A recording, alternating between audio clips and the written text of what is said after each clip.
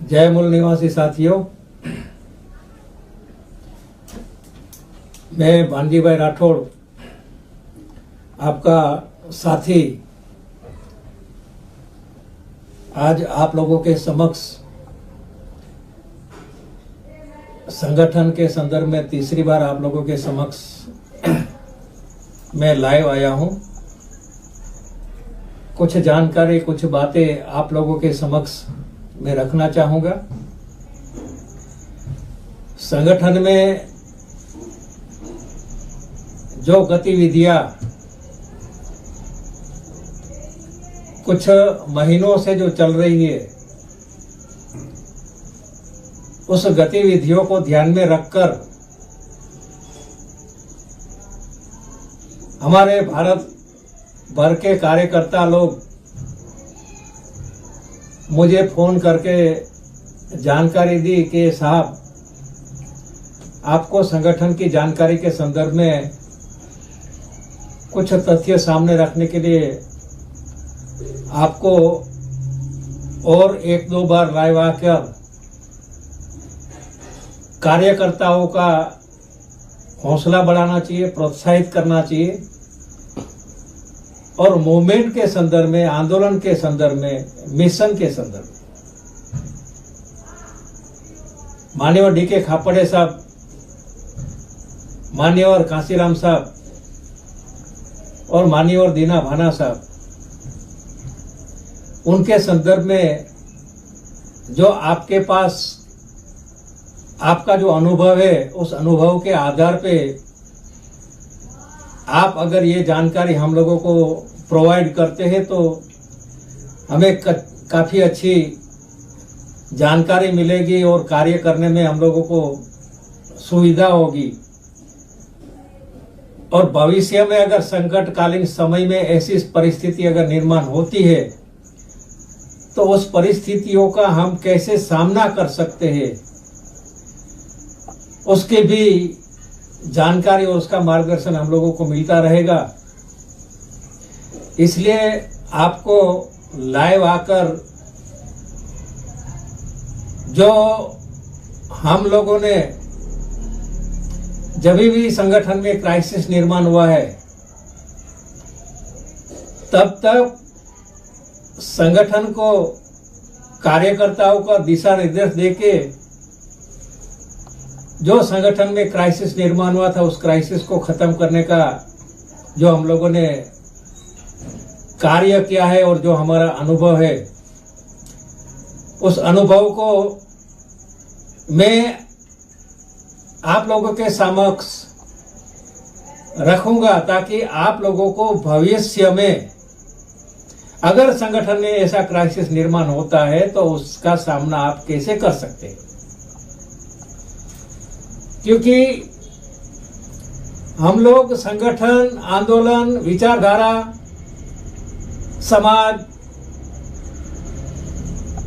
हम काफी अच्छी बातें, काफी अच्छी जानकारी, काफी उत्साह के साथ हम लोग इमोशनली काम करते हैं और यही हमारा इमोशनली कार्य का मतलब जो नेतृत्व होता है, वो नेतृत्व गलत इस्तेमाल करते हैं। क्योंकि जब 1991 में मैं आप लोगों के समक्ष सबूत के साथ बताना चाहता हूं कि मान्यवर डी.के. खापड़े साहब ने 10 और 11 अगस्त 1991 को दिल्ली में आयोजित बामसेब केंद्रीय कार्यकारिणी की समिति के समक्ष संगठन, सीसी सदस्य और जितने भी उसके पास पद थे, उससे उसने इस्तीफा दिया था और उस इस्तीफा की कॉपी मेरे पास है। और उस इस्तीफे में इसलिए इस्तीफा दिया कि उस समय पे जो राष्ट्रीय अध्यक्ष माननीय तेजिंदर सिंह जली साहब थे, उस तेजिंदर सिंह जली साहब के ऊपर एलिगेशन लगाए थे, आरोप लगाए थे। तो खापड़े साहब ने वो समय पे 10-11 अगस्त 1991 को संगठन ही छोड़ दिया था। जो मैंने पहले ही मीटिंग में, पहले ही लाइव में मैंने आप लोगों को बताया था। जब उसने छोड़ ही दिया था, क्या कारण था, क्या एलिगेशन लगाए थे, उस आरोप पत्र की कॉपी भी मेरे पास अवेलेबल है। और उसके बाद खापड़े साहब ने देश भर के समस्त कार्यकर्ता को अपील किया था बामसेफ शुद्धिकरण अभियान के तहत। और उसने कार्यकर्ताओं को पूरे भारत में घूम घूम कर एक एक कार्यकर्ता को मिलके परिस्थिति से वाकिफ करवाए थे। क्या एलिगेशन लगाए थे? खापड़े साहब ने एलिगेशन लगाए थे राष्ट्रीय अध्यक्ष के ऊपर। अब राष्ट्रीय अध्यक्ष तेजस्वी जली साहब ने क्या क्या किया था, वो पूरा ब्यौरा उसमें है, मैं इस डिटेल में नहीं जाना चाहता हूं। लेकिन जो खापड़े साहब ने उस समय पे संगठन को, स्ट्रक्चर को छोड़ दिया था, और उस समय पे स्ट्रक्चर इतना मजबूत था, पावरफुल था, फिर भी पावरफुल स्ट्रक्चर को खापड़े साहब ने छोड़ दिया था। छोड़ने के बाद खापड़े साहब ने उस स्ट्रक्चर को वापस रिस्ट्रक्चर में कन्वर्ट करने के लिए मिशन का काम शुरू कर दिया। क्योंकि ये जो बामसेफ है, वो बामसेफ एक मिशन है। कौन सा मिशन है? फुले आंबेडकर विचारधारा इस देश के अंदर प्रस्तावित करते समता मूलक समाज निर्माण करना। ये बाबा साहब महात्मा ज्योतिराव फुले और हमारा महापुरुषों का जो आंदोलन था, उस आंदोलन को प्रस्तावित करने के लिए काम करता है, व्यवस्था परिवर्तन का काम कर रहा है। और इस व्यवस्था परिवर्तन का आंदोलन को आगे बढ़ाने के लिए जो मिशनरी कार्यकर्ता थे, उस मिशनरी कार्यकर्ता को खापड़े साहब ने ऑर्गेनाइज किया था। और जैसे मिशनरी कार्यकर्ता ऑर्गेनाइज हुए, तो जो संगठन के स्ट्रक्चर के साथ जो जुड़े हुए जो पदाधिकारी थे, कार्यकर्ता थे, उन लोगों ने स्ट्रक्चर को पकड़ा, राष्ट्रीय अध्यक्ष को पकड़ा। लेकिन उस समय पे हम लोगों ने स्ट्रक्चर को नहीं पकड़ा था, हम लोगों ने मिशन को पकड़ा था। और मिशन खापड़े साहब के माध्यम से जो चलाने की कोशिश कर रहे थे, हमने खापड़े साहब का साथ और सहयोग दिया था। कहने का मतलब कि उस समय पे राष्ट्रीय अध्यक्ष ने जो संगठन के साथ जो भी किया था, उसका विरोध खापड़े साहब ने करके रिजाइन किया था। और ये जो आरोप पत्र में जो खापड़े साहब ने कुछ डिटेल में जो जानकारियां दी थी कि संगठन के राष्ट्रीय चरित्र के विरोध में कार्य किया, उस समय पे मानवीय साधन संसाधनों का उन लोगों ने गैर उपयोग किया, ये खापड़े साहब ने उस समय पे भी आरोप लगाया था। आज की परिप्रेक्ष्य में भी ये देखा जाता है, तो आज भी हमारे राष्ट्रीय अध्यक्ष, जिसको आप लोग वामन मेश्राम बोलते हैं, मैं वामन मेश्राम शब्द इसलिए इस्तेमाल करता हूं कि वामन मेश्राम मेरे से 6 महीना छोटा है, मैं इससे बड़ा हूं, इसलिए ये मेरा छोटा भाई है। अब तक मैं उसको रिस्पेक्ट करता था क्योंकि वो सही दिशा में सही काम करता था, रिस्पेक्ट करता था। लेकिन अभी सही दिशा में सही काम नहीं करने की वजह से जो रिस्पेक्ट का दायरा था वो आगे निकल गया है। क्योंकि 1991 में जो जली साहब ने किया था, वही काम आज राष्ट्रीय अध्यक्ष वामन मेश्राम जी कर रहे।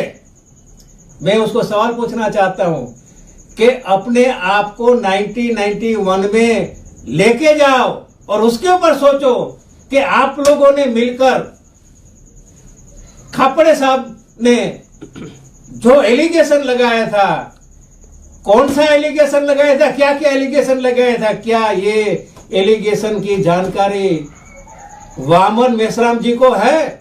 अगर है तो ऐसा ही वो अभी क्यों कर रहे हैं? सेम, कोई फर्क नहीं है। जो जली साहब कर रहे थे वही आज मेश्राम साहब कर रहे हैं। इसका मतलब कि उस समय पे खापड़े साहब ने संगठन से रिजाइन किया था, एलिगेशन लगाने के बाद वो बर्दाश्त नहीं किया था क्योंकि उस समय पे भी मिशन खतरे में था, आज भी मिशन खतरे में है। और जब आज मिशन खतरे में है, इसलिए मैंने भी मेरा जो पद था, प्रतिष्ठा था, वो मैंने छोड़ दिया है। क्योंकि खापड़े साहब अगर पद और प्रतिष्ठा को छोड़ सकते हैं मिशन को बचाने के लिए, तो हम तो खापड़े साहब से सब कुछ सीखे हैं। उसके पास से हमने सब कुछ जाना है, सब कुछ सीखा है कि मिशन क्या चीज है। और इसी मिशन को ध्यान में रखकर मैंने खुद ने मेरा पद और प्रतिष्ठा, मैं भी चाहता था तो मेरी पद और प्रतिष्ठा बचा के रख सकता था, मैं मेरी चमड़ी बचा के रख सकता था, लेकिन मैंने मेरी चमड़ी बचाने का काम नहीं किया है। क्योंकि जब जब मिशन को खतरा हो जाता है तो मिशन को बचाने के लिए पद और प्रतिष्ठा को छोड़ना पड़ता है, वो मिशन को बचाना पड़ता है। संगठन का स्ट्रक्चर अलग चीज है, वो मैंने पहले भी लाइव में बताया था, अभी भी मैं लाइव में बताना चाहता हूं। तो साथियों, जिस समय पे जली साहब ने जो काम किया था, इसके बाद गंगावने साहब ने जो काम किया था, सेम आज राष्ट्रीय अध्यक्ष वो ही काम कर रहे हैं। इसका मतलब कि जब जब संगठन में क्राइसिस निर्माण हुआ है तो क्राइसिस निर्माण करने का काम राष्ट्रीय अध्यक्ष गुटबाजी के तौर पे कर रहे हैं। मैं एलिगेशन लगाता हूं, गुटबाजी किया, अपना पद का गैरउपयोग किया, उसको जो पावर दिया था उस पावर का उसने मिसयूज किया है। अब कैसे मिसयूज किया है, अगर उसके मैं एक एक डिटेल में आपको जानकारी दूंगा, आप लोगों के पास, सबके पास है, फिर भी मैं बताना चाहता हूं कि जो बामसेप का राष्ट्रीय अध्यक्ष है, तो बामसेप कर्मचारियों का संगठन है, और कर्मचारियों का संगठन होने के नाते बामसेप का रजिस्ट्रेशन के माध्यम से यह पॉलिसी बनाया है कि बामसेप राजनीति नहीं करेगा। गैर राजनीतिक संगठन है। जब गैर राजनीतिक संगठन है और बामसेप का राष्ट्रीय अध्यक्ष अगर कांग्रेस का राहुल गांधी को प्राइम मिनिस्टर बनाने की बात करता है और कांग्रेस को समर्थन करने की बात करते हैं, इसका मतलब यह हुआ कि बामसेप का जो राष्ट्रीय अध्यक्ष है वो इस विचारधारा और पॉलिसी से भटक गया है। जब वो विचारधारा और पॉलिसी से भटक गया है तो उस विचारधारा से और पॉलिसी से भटकने वाले, चाहे राष्ट्रीय अध्यक्ष या चाहे कोई भी हो, हम उसको बख्शने वाले नहीं। मैं नहीं बख्शता हूं। इसलिए मैं नहीं बख्शता हूं कि मैंने भी 35 साल इस संगठन में मेरा जीवन लगाया है। मैं इसकी कीमत वसूल नहीं करना चाहता हूं। वो बताता है कि मैंने 45 साल वो कीमत वसूल करना चाहते, मैं कीमत वसूल करना नहीं चाहता हूं। मैंने आज तक कभी भी नहीं बताया था कि मैं 35 साल काम किया, लेकिन अभी मुझे बताना पड़ता है कि तुमने 45 साल लगाया है, तो क्या हम लोगों ने कुछ नहीं लगाया है? अगर उस समय पे खापड़े साहब के साथ अगर हम लोगों ने कंधे से कंधा मिला के अगर हम मिशन का काम नहीं किया होता और खापड़े साहब ने उस समय पे मिशन बचाया नहीं होता, तो क्या आज वामन मेश्राम एज ए नेतृत्व, जो अपने आप को बोलता है कि हमने नेतृत्व खड़ा कर दिया, वामन मेश्राम रूपी नेतृत्व, वो वामन मेश्राम रूपी नेतृत्व खापड़े साहब ने अगर स्टैंड नहीं लिया होता तो नहीं खड़ा हो सकता था। ये खापड़े साहब की देन है कि खापड़े साहब ने मिशन बचाया, और मिशन बचा तो संगठन बचा, और संगठन बचा तो नया नेतृत्व निर्माण हो गया वामन मेश्राम रूपी। आज 2 साल 3 साल 4 साल वाले आके अपने आप को बड़बड़ाते हैं, राष्ट्रीय अध्यक्ष हमारा वामन मेश्राम है, हमारा नेतृत्व है। अरे नेतृत्व निर्माण करके दिया खापड़े साहब ने और उसके साथ मिले हुए कार्यकर्ताओं ने मिलकर दिया है। किसी अकेले की औकात नहीं होती है कि वो अपने आप को प्रोत्साहित करे। पूरे भारत में कार्यकर्ताओं की देन है। उस कार्यकर्ताओं की देन की वजह से आज राष्ट्रीय अध्यक्ष, आप लोग ये बोल सकते हैं कि नेतृत्व हम लोगों ने मिल लिया। नेतृत्व 2 टाइप का होता है। एक नेतृत्व होता है आंदोलन करने वाला, और एक नेतृत्व होता है मिशन और संगठन चलाने वाला है। अगर मिशन और संगठन नहीं बचेगा, बामसेप भी नहीं बचेगा, तो क्या इसके बाद दूसरा कोई नेतृत्व खड़ा हो सकता है? नहीं खड़ा हो सकता है, क्योंकि ये बामसेप ही यूनिवर्सिटी है नेतृत्व निर्माण करने की। इसलिए हम कोई भी कितना भी बड़ा नेतृत्व खड़ा हो गया है, हम उसकी परवाह नहीं करते हैं। ऐसे दूसरे नेतृत्व खड़ा कर देंगे ये बामसेफ यूनिवर्सिटी से। लेकिन अगर इस बामसेफ यूनिवर्सिटी को मेश्राम जी ने दांव पे लगा दिया है, वो हम बर्दाश्त नहीं करेंगे। क्यों नहीं करेंगे? इसलिए नहीं करेंगे जो खापड़े साहब ने ये जो मिशन के माध्यम से जो नेतृत्व की यूनिवर्सिटी प्रस्तावित करके जो यहां तक लाए हैं और इसका हम हिस्सा है, इसलिए हम ये बर्दाश्त नहीं कर सकते। हमें ना पद चाहिए ना प्रतिष्ठा चाहिए, हमें मिशन चाहिए। जो आने वाली हमारी जनरेशन को हमको इस मिशन को सुपुर्द करना है, हैंडओवर करना है, और आने वाली जनरेशन में भी नया नेतृत्व निर्माण होगा। ऐसी कौन सी वजह है मैं राष्ट्रीय अध्यक्ष जो अपने आप को बताता है कि मैं राष्ट्रीय अध्यक्ष हूं? अरे भाई, तेरे को बोलने की क्या जरूरत है? सब तुमको मानता है कि तुम राष्ट्रीय अध्यक्ष हो, अधिकृत राष्ट्रीय अध्यक्ष। अरे भाई, काय के लिए तुम इतना चिल्ला के बोलते हैं मैं अधिकृत राष्ट्रीय अध्यक्ष? सबको पता है, लेकिन ऐसा चिल्ला के बोलने की क्यों जरूरत पड़ती है? इसका मतलब कि लोग अभी तुमको रिकॉग्नाइज नहीं करते हैं, लोग तुमको स्वीकारते नहीं है, इसलिए तुमको चिल्लाने बोलना पड़ता है कि मैं अधिकृत राष्ट्रीय अध्यक्ष।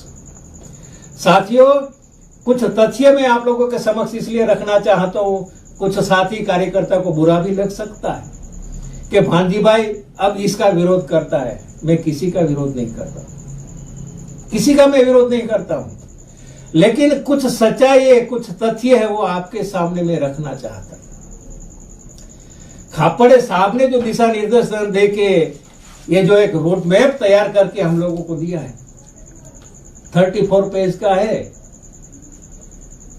पूरा डिटेल में खापड़े साहब ने दिया है कि आंदोलन कैसे चलेगा, मिशन कैसे चलेगा और मिशन चलाने के लिए क्या क्या करना होगा। पूरा रोड मैप है, ये देखे रहिए, हमारे पास है और हम इसको पढ़ते हैं, इसलिए हमको प्रेरणा मिलती है। साथियों, मैं एलिगेशन लगाने के लिए नहीं आया हूं, लेकिन भविष्य में आने वाले समय में अगर ऐसा कोई राष्ट्रीय अध्यक्ष बन के ऐसा कोई अगर गलती करता है या तो जानबूझ के ऐसा कुछ कार्य करेंगे, तो आप लोग भविष्य में इस बातों को ध्यान में रखोगे, इसको नोट करोगे, तो भविष्य में आपको ये इस्तेमाल करने के लिए काम आएगा। क्योंकि ये कोई प्रशिक्षण में समझाने जैसी चीज नहीं है। क्या है तोड़फोड़? आज बताया जाता है कि संगठन में टूट-फूट चल रही है। क्या है तोड़फोड़? बताइए। भांजी भाई राठौड़ 25 फरवरी को लाइव आया, 32 मिनट का मेरा वीडियो आज भी अवेलेबल है और सबने देखा है, सबने सुना है। उसमें मैंने एक भी शब्द अगर गलत बोला है तो आप मुझे बताइए। मैंने मिशन की बात बताई है, मैंने संगठन की बात बताई, समाज की बात की। कार्यकर्ता में उत्साह बढ़ गया, लेकिन मिशन की बात बताने वाले पदाधिकारी, कार्यकर्ता, सीनियर पदाधिकारी को ये हमारे मेश्राम जी उसको गद्दार घोषित करता है। अरे मुझे गद्दार घोषित करोगे, मुझे परवाह नहीं है तुम्हारा गद्दारी सर्टिफिकेट की, क्योंकि समाज के लिए हम जो समाज के विपरीत जाएगा, जो संगठन के विपरीत जाएगा, जो मिशन के विपरीत जाएंगे, हम उसके सामने बगावत करेगा। और बगावत करने वाले को अगर तुम लोग अगर गद्दार बोलते हो, इसका मतलब कि तुम लोग आरएसएस की भाषा बोलते हो। क्या आरएसएस के चक्कर में फंस गए हो तुम लोग?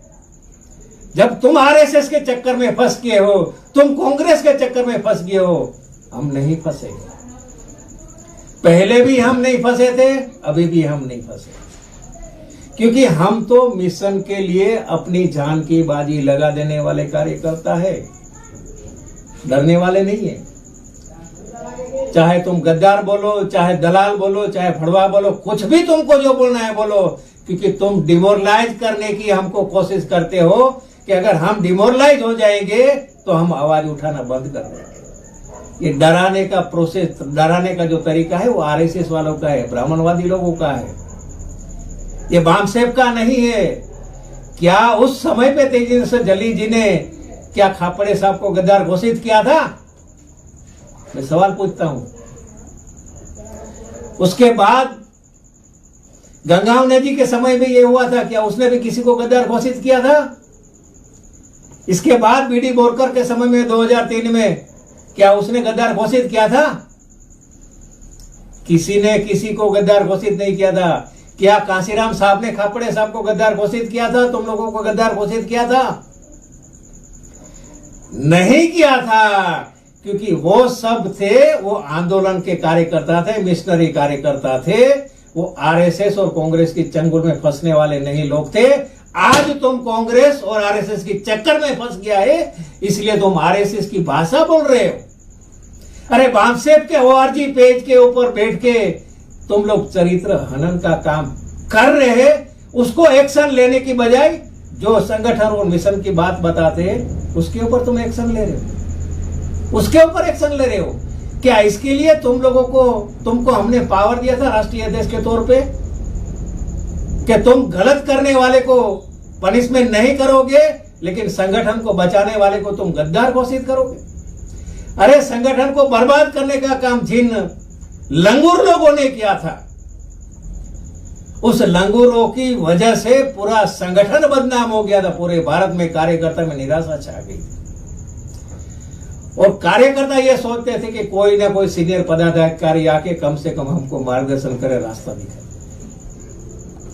उस समय पे राष्ट्रीय अध्यक्ष एज ए इसकी मोरल अथॉरिटी बनती थी, नैतिकता बनती थी कि नैतिकता के आधार पे उसको लाइव आकर बताना चाहिए था कि ये लोग गलत बोल रहे हैं, उसको वहां रोकना चाहिए।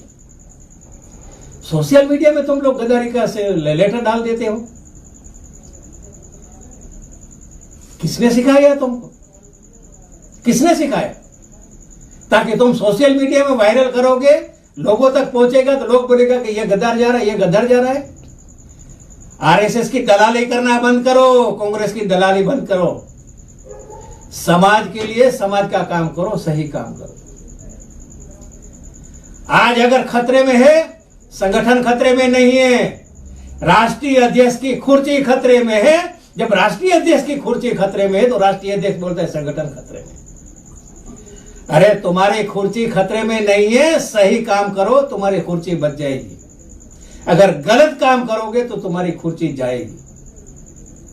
क्योंकि राष्ट्रीय अध्यक्ष बनाया है तो किसी को लाइफ टाइम नहीं बनाया जाता है मेरे भाई, लाइफ टाइम नहीं बनाया जाता है। तुम तो अपने आप को लाइफ टाइम घोषित कर दिया कि मुझे 20 साल तक कोई वहां से हटा नहीं सकता है। ऐसी चैलेंज करते हो, क्या डर है तुमको? क्यों राष्ट्रीय अध्यक्ष पद छोड़ना नहीं चाहते हो?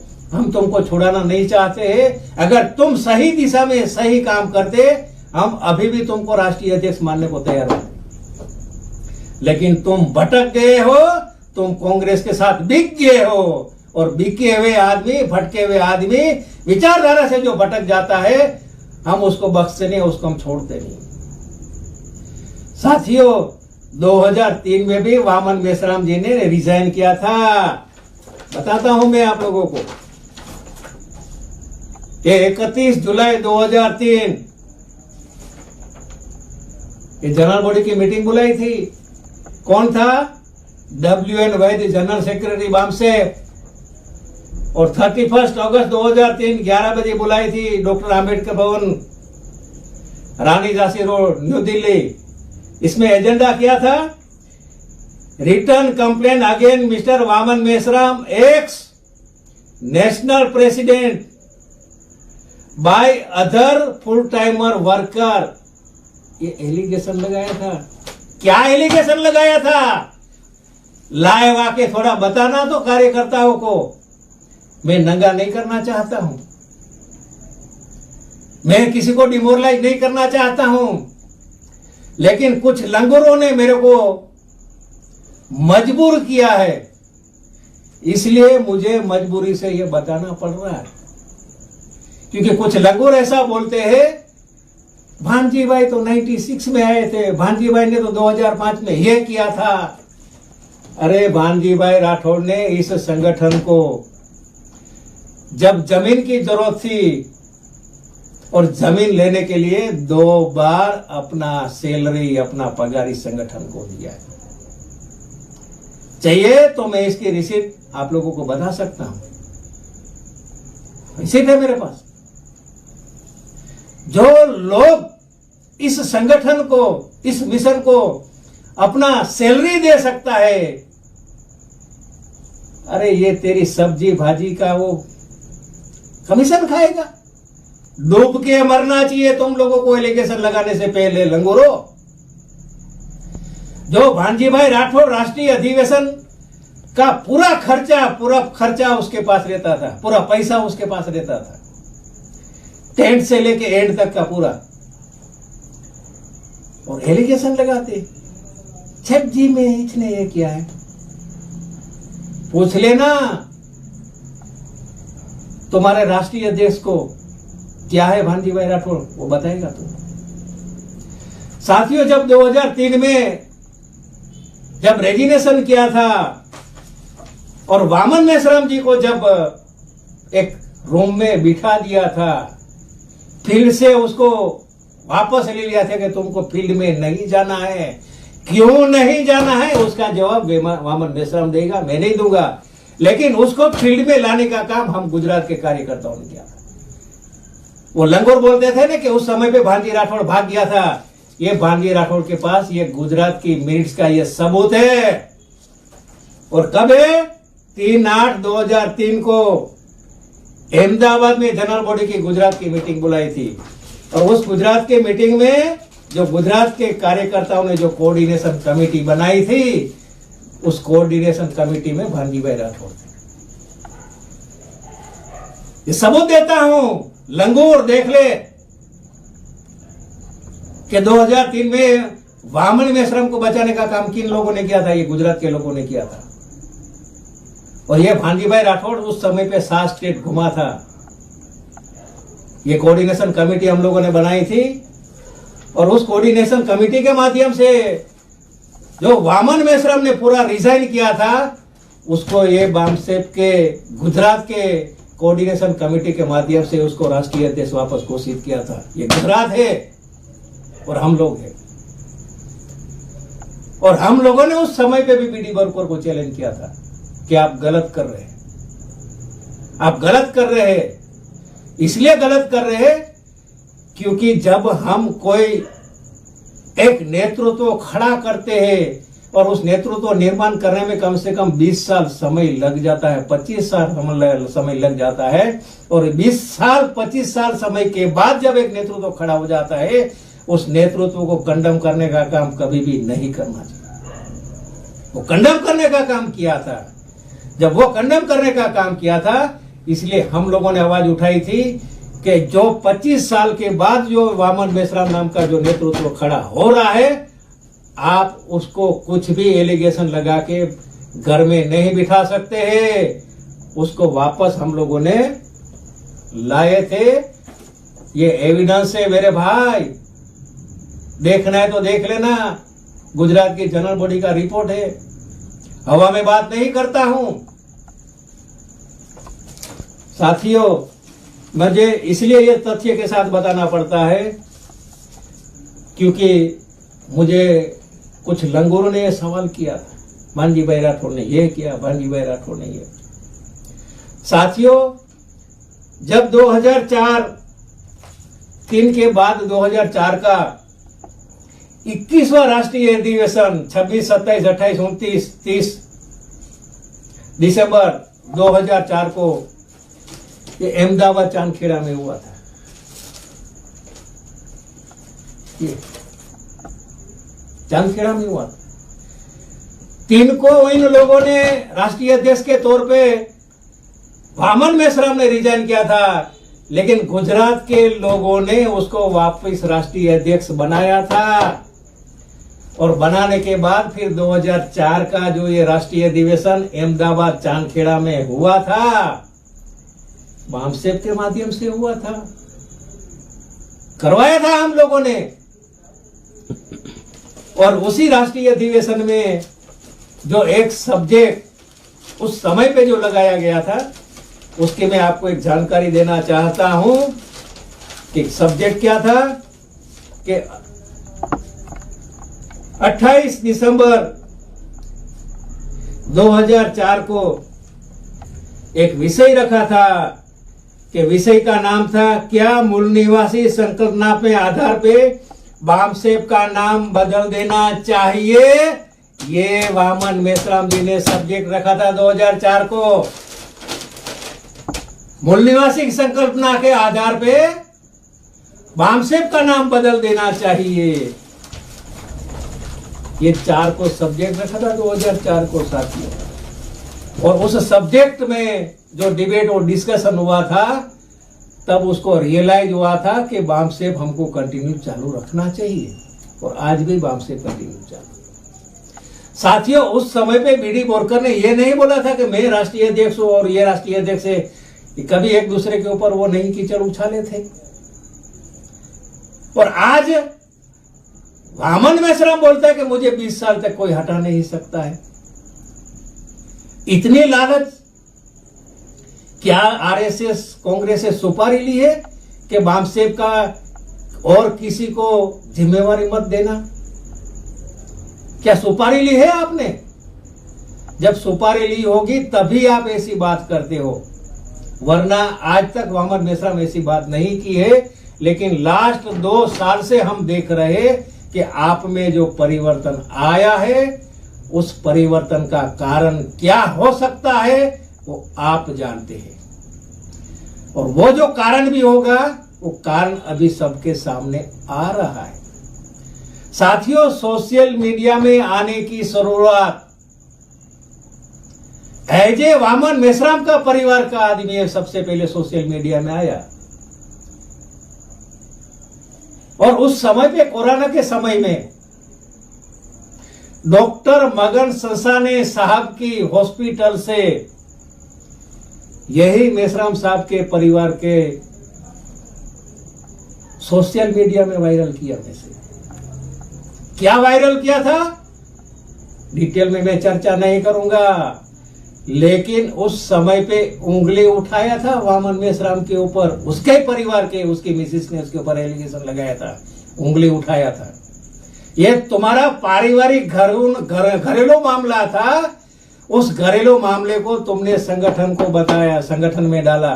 कैसे कि वो जो पारिवारिक मामला था, आपने उसकी देखभाल किया नहीं की, उसका जवाब आपको देना था। लेकिन वो जवाब आपने पारिवारिक जवाब नहीं देते हुए आपने संगठन के कार्यकर्ता मिस्टर वेताल को सामने लाया और वेताल के मुंह से बोलवाया कि मैंने ये करवाया। और मिस्टर वेताल को भी उस समय पे समझना चाहिए था कि आप पार्ट क्यों बनते हो भाई। उसका घरेलू मामला है, उस घरेलू मामले को संगठन का मामला क्यों बनाया तुम लोगों ने, सोशल मीडिया में क्यों बनाया? ये नहीं बनाना चाहिए था। और तब से सोशल मीडिया में सबकी हिम्मतें बढ़ती रही है। अगर उस समय पे वहां रोका गया होता तो आज सोशल मीडिया में कोई भी किसी की औकात नहीं होती है कि वो कुछ भी संगठन के संदर्भ में अनाप शनाप बोल सके। राष्ट्रीय अध्यक्ष जिम्मेवार है उसके लिए। क्या वो अपनी जिम्मेवारी कबूल करता है? और उसके बाद उत्तर प्रदेश में जब चुनाव आया और उस चुनाव के संदर्भ में जो आपने जो स्टैंड लिया, आपने उत्तर प्रदेश में बामसेब संगठन समाप्त किया, आपने आंदोलन खत्म किया, आपने राजनीति खत्म किया। ये तीनों आपने खत्म किया उत्तर प्रदेश का चुनाव में। दांव पे लगा दिया संगठन को, दांव पे लगा दिया आंदोलन को, और दांव पे लगा दिया राजनीति को। क्या हासिल किया? यही हासिल किया कि मैं कांग्रेस को फिर एस्टैब्लिश करूंगा, फिर मैं राहुल गांधी को प्राइम मिनिस्टर बनाऊंगा। बामसेब का राष्ट्रीय अध्यक्ष को यह शोभा देती है? ये शोभा नहीं देता है।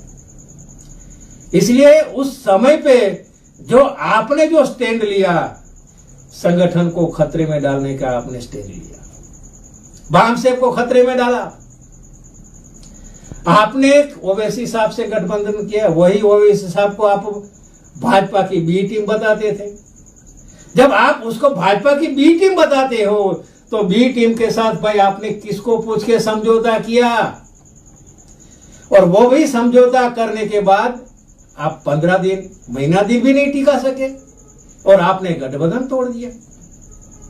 और जब गठबंधन तोड़ा तभी आपको ना सीनियर पदाधिकारी, ना सीईसी के सदस्य, किसी को भी नहीं पूछा, अपनी मर्जी से समझौता किया और अपने से मर्जी से समझौता तोड़ा। और समझौता तोड़ने के बाद आप कंफ्यूज हो गए।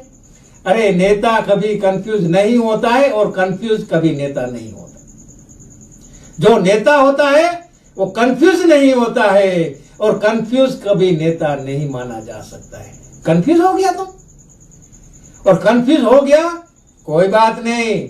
अगर तुम कंफ्यूज हो गया है तो तुमको कम से कम सीनियर पदाधिकारी सीईसी के सदस्य की मीटिंग बुलानी थी और इस सीईसी की मीटिंग में तुमको बोलना था कि भाई मेरे से ये ऐसा ऐसा हो गया, अब मैं कंफ्यूज हो गया, अब मुझे रास्ता बताइए।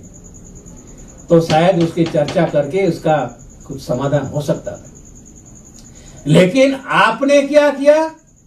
आपने जो केडर था उस केडर को क्राउड में कन्वर्ट कर दिया, क्योंकि आप अभी केडर किसी को नहीं मानते हैं, क्योंकि आप ही अकेले केडर है, बाकी पूरा क्राउड बना दिया। इसलिए आप कंफ्यूज हो गया और कंफ्यूज होने के बाद आप लाइव आए और लाइव आके बोला अरे अब मुझे मार्गदर्शन करिए। किसको बोलते हैं मार्गदर्शन करने का? क्राउड को बोलते हो कि मुझे मार्गदर्शन करिए। अब मैं क्या करूं? अरे क्राउड तुमको क्या सलाह देगा? क्राउड ने तो तुमको नेता माना है, और नेता अगर चिल्लाता है कि मुझे सलाह दीजिए तो वो नेता नहीं रहता है, वो क्राउड में कन्वर्ट हो गया। जब आपने सीईसी को क्राउड में कन्वर्ट कर दिया, सीईसी को भी पछाड़ दिया, पदाधिकारियों को भी पछाड़ दिया, आपने किसी की भी नहीं सुनी। वन मैन शो, मैं आंदोलन चलाऊंगा, मैं राजनीति करूंगा, मैं संगठन चलाऊंगा। यही आपका मैंने ये पूरा आंदोलन, पूरा संगठन, पूरी राजनीति को चौपट कर दिया है। और ये चौपट करने के लिए सिर्फ और सिर्फ वामन मेश्राम जिम्मेदार है। और वामन मेश्राम ने अपने आप को अपनी जन्म तारीख बदलकर 21 नवंबर सचिवालय से लेटर निकलवाया कि मेरा जन्मदिन मनाइए। अरे क्या हमारे महापुरुषों ने अपना जन्मदिन मनाने के लिए कभी कार्यकर्ताओं को कहा है? बाबा साहब अम्बेडकर ने बोला है कि मेरी जय जयकार करने की कोई जरूरत नहीं, मेरी जय जयकार करने से कुछ नहीं होने वाला है। और आप सचिवालय से लेटर निकलवाते हो कि मेरा जन्मदिन मनाया जाए, 65 किलो का केक लाया जाए। क्या इसके लिए आपको पावर दिया था जनरल बॉडी ने ऐसा करने के लिए कि आपका जन्मदिन मनाया जाए? जिन बच्चों ने अपना जन्मदिन नहीं मना के जो पैसा इकट्ठा किया था, वो बच्चे लोग आपको स्टेज पे देते थे कि ये मेरा जन्मदिन मैं नहीं मनाता हूं, इसका जो मैंने बचत किया है पैसा मैं आपको निधि, आंदोलन निधि के तौर पे दे रहा हूं। उन बच्चों को आप क्या जवाब दोगे? अभी उन बच्चों को आप क्या जवाब दोगे जिन बच्चों ने अपना जन्मदिन नहीं मना के पैसा इकट्ठा करके आपको दिया? क्या उन बच्चों का ख्याल आपको नहीं आया कि आपने अपने आप का जन्मदिन मनाने का कार्यक्रम किया? और जन्मदिन भी कौन सा? पासपोर्ट में अलग जन्मदिन है, यहां अलग जन्मदिन है। क्या है तुम्हारा कैरेक्टर? इतना गिर जाओगे मैंने कभी सोचा नहीं था। मुझे आज खापड़े साहब की याद आती है कि है खापड़े साहब, आपने हमारे को ऐसे आदमी के सर के ऊपर हाथ रखा था कि इसको संभालना, इसको आगे बढ़ाना। क्या इसके लिए? अरे कम से कम खापड़े साहब की तो लिहाज करो अपना जन्मदिन मनाने के बजाय। बाबा साहब ने कभी अपना जन्मदिन नहीं मनाया। अपना चेहरा चमकाने के लिए आपने संगठन का आर्थिक दुरुपयोग किया है। करोड़ों रुपया वहां संगठन का लगा दिया है। किसको पूछ के लगाया है भाई आपने? किसको पूछ के लगाया? जवाब देना होगा। आप राजनीति में कूद पड़े बामसेप के राष्ट्रीय अध्यक्ष होने के नाते। किसको पूछे या पूछ के आप बामसेप में के राष्ट्रीय अध्यक्ष होने के नाते राजनीति में गए? क्या आपने किसी को पूछा? किसी से सलाह मशवरा किया? सभी को आप बोलते कि सलाह मशवरा करके काम करो, तो आप खुद क्यों सलाह मशवरा नहीं करते हो? करना चाहिए। आज आपकी वजह से संगठन खतरे में आ गया है, मिशन खतरे में आ गया है। इसके लिए सिर्फ और सिर्फ आप जिम्मेवार हो। आपकी वजह से ये सब कुछ हो रहा है और आप दूसरे के ऊपर मरते हो कि ये गद्दार है, ये नालायक है, ये संगठन तोड़ रहा है। मेरा 2 बार जो मेल लाइव है, 2 बार मेरा लाइव का वीडियो देख लेना। क्या मैंने संगठन को तोड़ने के संदर्भ में एक शब्द भी बोला है तो आप मुझे बताओ। नहीं बोला मैं। जब मैंने कुछ भी नहीं बोला है फिर भी मुझे गद्दार घोषित करने की आपको जरूरत क्यों पड़ी? इसलिए पड़ी कि आप कांग्रेस के इशारे पे नाच रहे हो और कांग्रेस के इशारे पे नाच रहे हो, आरएसएस के इशारे पे नाच रहे हो। इसलिए जो मिशन की बात करेगा, जो संगठन की बात करेगा, ऐसे मिशन और संगठन की बात करने वाले लोगों का विरोध सिर्फ आरएसएस कांग्रेस कर रहे हैं और आप भी वही काम कर रहे हो। तो ये सबूत हो गया कि आप कांग्रेस और आरएसएस से आप मिले हुए हो। साथियों, बहुत सी बातें आप लोगों को बतानी थी, लेकिन मैं ज्यादा नहीं बोलूंगा। मैं सिर्फ और सिर्फ आज मुझे मजबूरी से ये सब बताना पड़े है और मैं लास्ट में एक ही शब्द बोलना चाहता हूं कि राष्ट्रीय अध्यक्ष वामन मेश्राम, आपने अपना सब कुछ बर्बाद कर दिया है। मिशन को बर्बाद कर दिया, संगठन को बर्बाद कर दिया है। अभी आपकी नैतिकता है, आपका मॉरल अथॉरिटी है। उस मॉरल अथॉरिटी को अगर आप मानते हो, समझते हो, तो आपको बामसेप से इस्तीफा तुरंत प्रभाव से दे देना चाहिए। तुरंत प्रभाव से इस्तीफा दे देना चाहिए। आप राजनीति करो, आप आंदोलन करो, हमारा साथ और सहयोग होगा, लेकिन आपको बामसेप छोड़ना होगा। बामसेप आप नहीं छोड़ोगे तो हम आपको छोड़ने वाले नहीं है। इसलिए साथियों, किसी कार्यकर्ता को मेरी बात की वजह से अगर बुरा लगा है, लगने दो, क्योंकि हमेशा कड़वी बात अच्छी लगती ही नहीं है, कड़वी ही लगती है, लेकिन इसका परिणाम अच्छा मिलता है। जैसे खापड़े साहब ने उस समय पे अगर मिशन नहीं बचाया होता तो आज वामन मेश्राम नेतृत्व निर्माण नहीं होता। अभी हम ये मिशन बचाने का जो काम कर रहे हैं, अभी कुछ कार्यकर्ता को हमारी बात समझ में नहीं आएगी, लेकिन 5 साल बाद, 10 साल बाद आप लोगों को समझ में आएगी। तब ये बोलेंगे कि भांजी भाई और इन लोगों ने जो स्टैंड लिया था वो सही स्टैंड था। अभी समझ में नहीं आएगी। और जिन लोगों को समझ में आए, इसको धन्यवाद। आप लोगों ने मेरी बात ध्यान से सुनी और आप लोगों को अच्छा लगा है। मैं किसी की कमेंट ना पढ़ता हूँ, ना मैं किसी में रिएक्ट करता हूँ, क्योंकि मैं ये एक्शन करता हूँ और एक्शन के बाद जो लोग कमेंट करते हैं, मतलब ये रिएक्शन करते हैं, तो रिएक्शन का रिएक्शन नहीं होता है। इसलिए मेरी बात की अगर कोई कमेंट के माध्यम से प्रतिक्रिया करना चाहते हैं तो प्रतिक्रिया की प्रतिक्रिया मैं नहीं कर सकता हूं। इसलिए आपके सबको मेरी बात पसंद आई, इसके लिए धन्यवाद। जय मूल निवासी, जय भारत। धन्यवाद।